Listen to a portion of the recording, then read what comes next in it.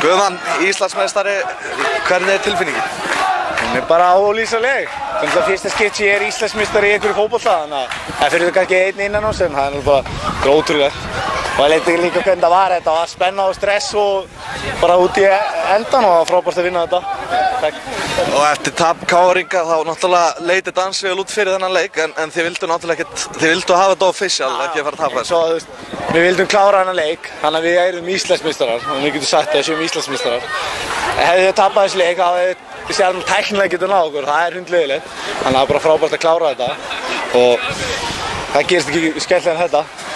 Og þið eru vel að þessu komni, þið eru langastir í töflunni og bara eru búin að frábært tímabil og eru besta lið á Íslandi. Já, það er bara allt búið að ganga upp, bara varnarlega og sóknarlega og liðsheildin og það er bara, hvað er að segja, við séum langbesta lið í dag.